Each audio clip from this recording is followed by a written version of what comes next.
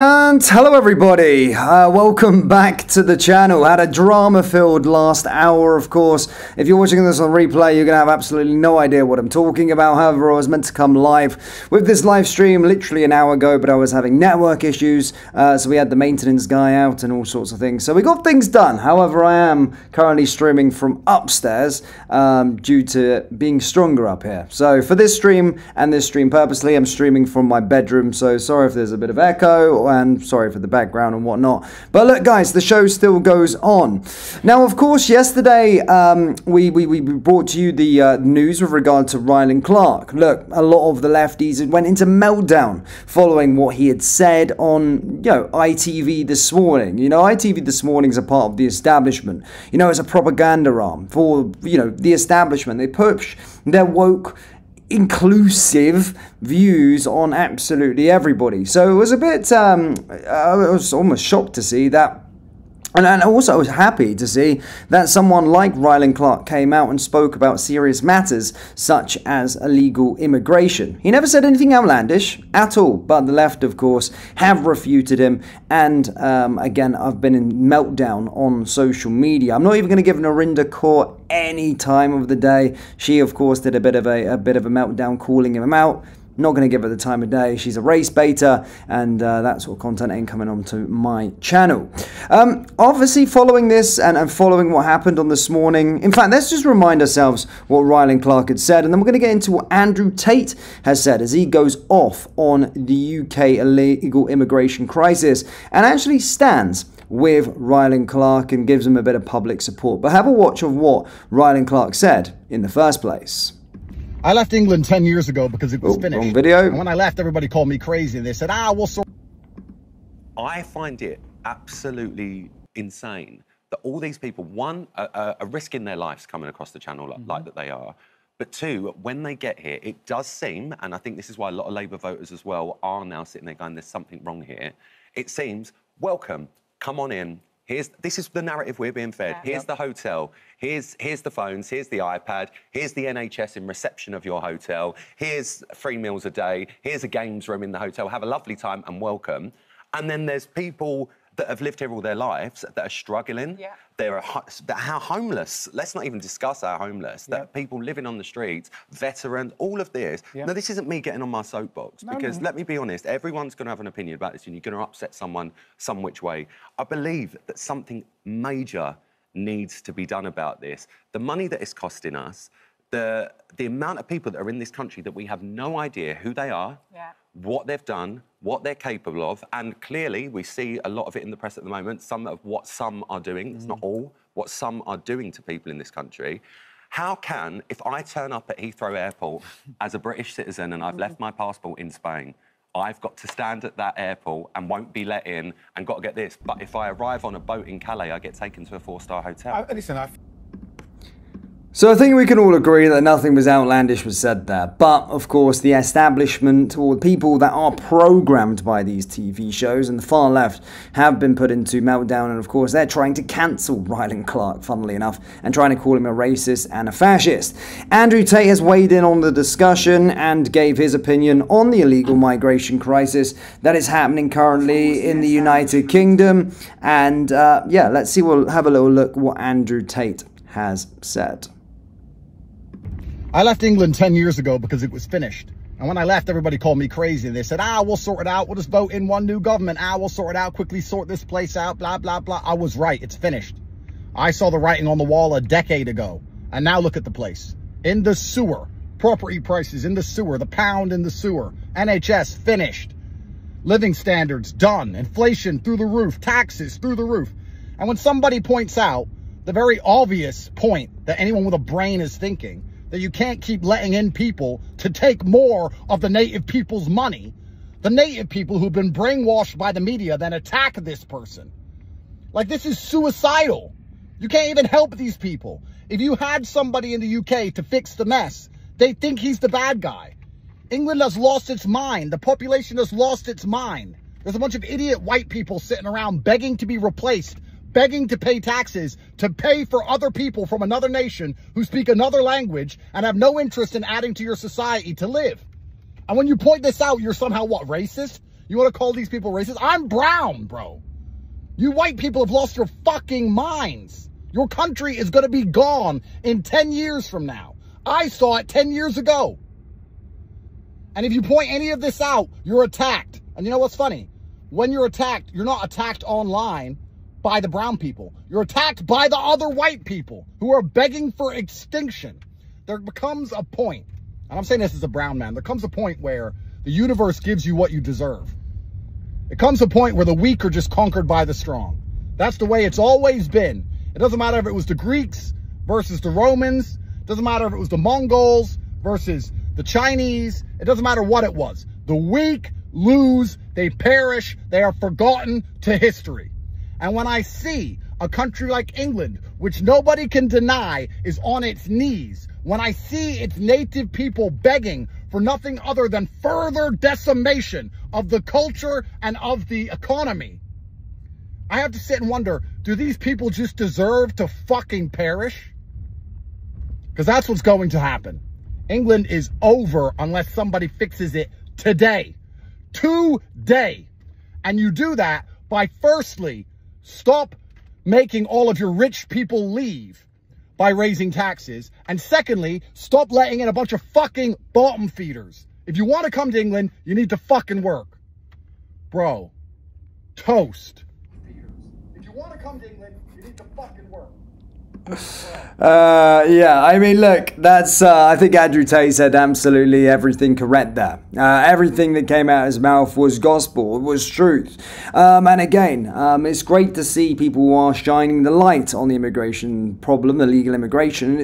And I keep on saying it time and time again. Like Andrew Tate's always came out and spoke, sense, really, with regard to, the UK. I think people can be split on their opinion, whether they like Andrew Tate or not. For me personally, I do like him. I like what he's all about. But some people, of course, can be on the fence with regard to him. But everything that he says on the United Kingdom, he has a right. He lived there. He grew up in the UK, right? He understands it. And to be fair, he's from the same place as Tommy Robinson, Luton. He would have seen the demographic changes.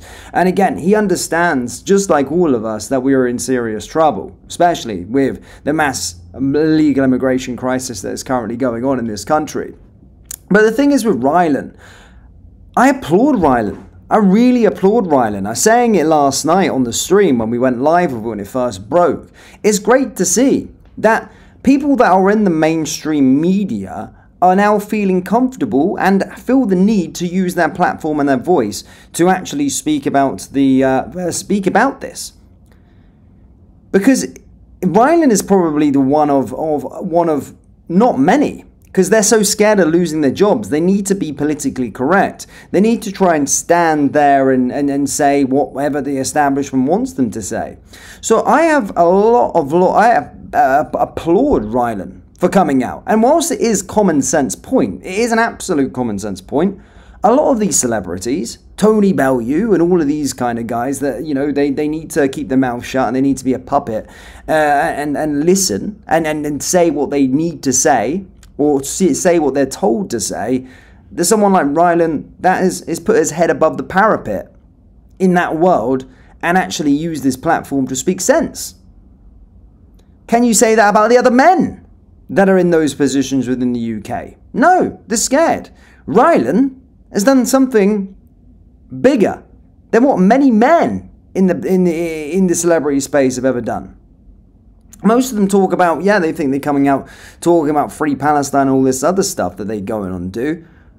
But Rylan's probably one of the only ones that is not really in our space, so to speak. There's public figures within our space. You can say Ant Middleton and all of these kind of things. But you see what happens to individuals when you start speaking about the problems that happen in this country. The thing with Rylan is, I applaud it. The Overton window is shifted. And these left-wing lunatics can no longer gaslight you. They'll try. They'll try their best to cancel him, and they probably will get away with it. But credit where credit's due to Rylan. Because there's a lot of men in those positions that don't even stand up and just let things happen. Don't let them use their voice for good. All the celebrities are so scared that they're going to lose their next gig. And Rylan may well lose his next gig. due to this shitstorm that's going to be coming his way from the far left and the establishment for calling him out.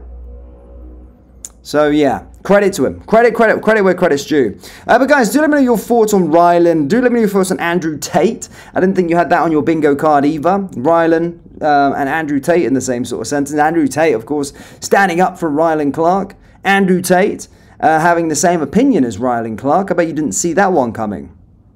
But I'm interested to see what everybody's saying.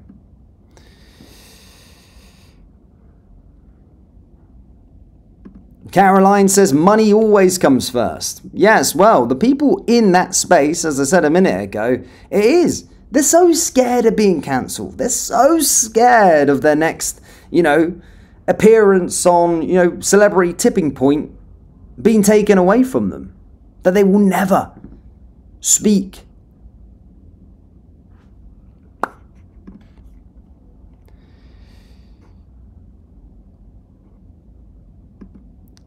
Greece and Italy have closed their borders. Your numbers are crazy wrong. Patrick said, good on you, Andrew Tate. Bang on.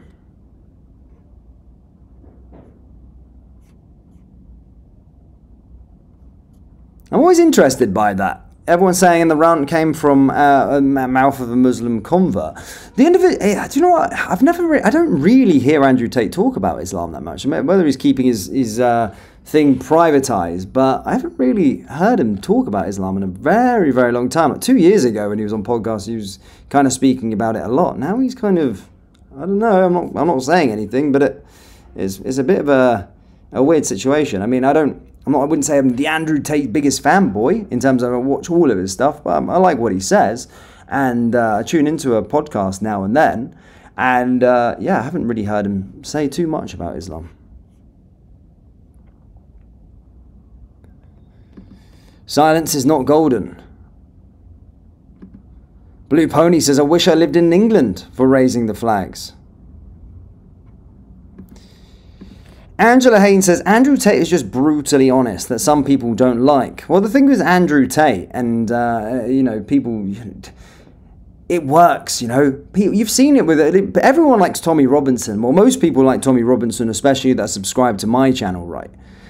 But when people start talking about problems and start becoming a threat to society, the thing is that, I'm a man, right? And I'm actually a business person. Before, British Stan, before making this channel, I actually do have my own company that I run alongside this YouTube channel. This isn't my main gig. I run a company that's very successful, and I've always been into self-development as a guy. And long before, Andrew Tate came along and started speaking about these kind of things, I always kind of believed it. I listened to Andrew Tate's stuff, and his advice towards men, look, take away some of the jokey stuff that can be deemed as misogynistic or whatnot. Again, this is kind of clip stuff. But with regard to his core values that he tells men to do, and how men to live their life, work hard, train hard, and all of these kind of things, you want to have masculine men in your society. And I think what he says is not bad, but it goes against what the establishment want, to push extreme feminism onto people. There was that famous, saying once upon a time where people, a certain group, essentially said, well, why are all the men working? Why are all the men working and only men paying tax? Let's empower and take away these sort of traditional values and views from women, and then all of a sudden we can make tax in this way. So I always feel like the West are trying to emasculate men. And the thing is, my theory with Andrew Tate is when you start getting a bit of an influence and coming out of somewhere and you start talking about certain things and you start, the establishment will then try to cancel you. And we've seen that with Andrew Tate, especially in the UK. He was becoming like a person that had to be banned from schools. But we've seen this playbook played out with loads of people. We've seen it played out with Tommy Robinson.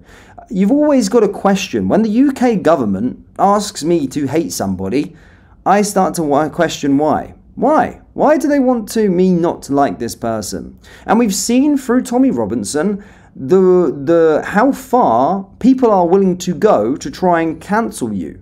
Tommy Robinson actually did an undercover camera and exposed a BBC or Paranormal documentary that was going to be put onto him to try and make him the new Harvey Weinstein. This didn't, Tommy, of course, played this film.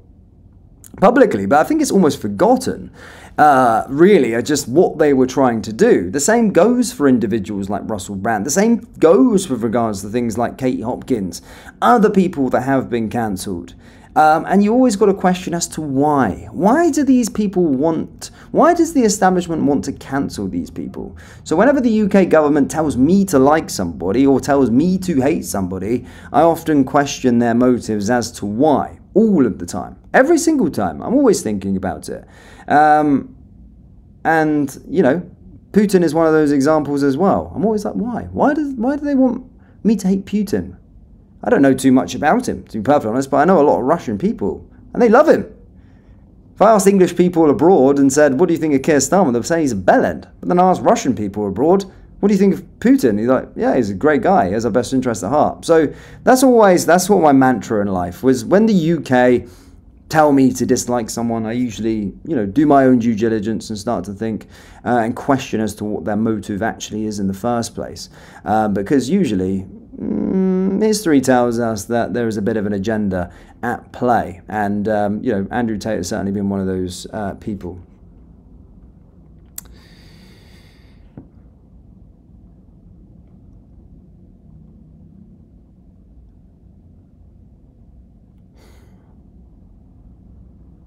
Let's have a little look at the live chat. Jenny Hope says, totally agree with Andrew Tate. Abby says, we need more alpha males. I'm sick of the sight and sound of the betas. Yeah, well, that's because propaganda wants to emasculate men. This is the issue, you know. And if you can emasculate men and put them into their sort of place, you know, who's going to stand up to such invasions of their countries? Who's going to fight, you know? And that's the issue. And I genuinely do believe, deep down in my heart, you know, Andrew Tate's message that went widespread in 2022, they didn't want men to train. They didn't want them to be strong. They didn't want them to be successful. They didn't want them to be chasing their dreams. Because, well, it goes against what the establishment want. Guys, I'm sat on the floor. I've got pins and needles in my legs, but I will be returning to my desk after this. I'm actually sat on a pillow on the floor by the side of my bed due to the Wi-Fi issues I was having a little bit earlier on.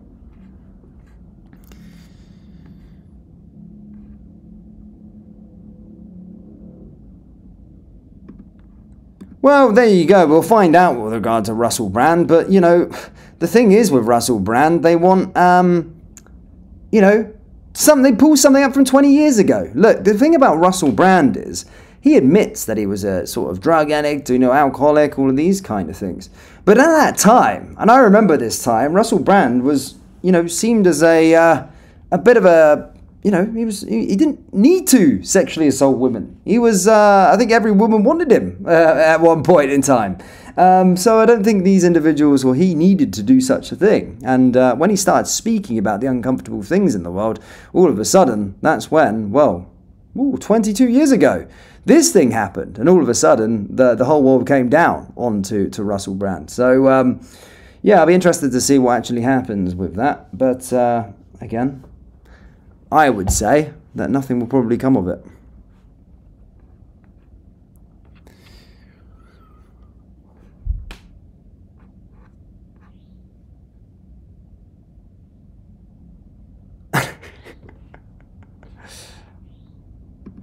Yannick says, hard times create strong men. Strong men create good times create weak men. And weak men create hard times. I love that quote. I'm really into my quotes recently, actually, as well.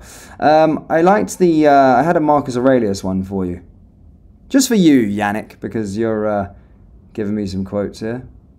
What did I see this morning? Let me get it up.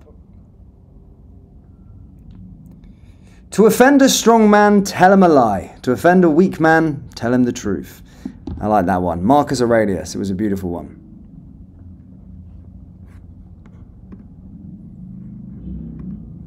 Marcus Aurelius.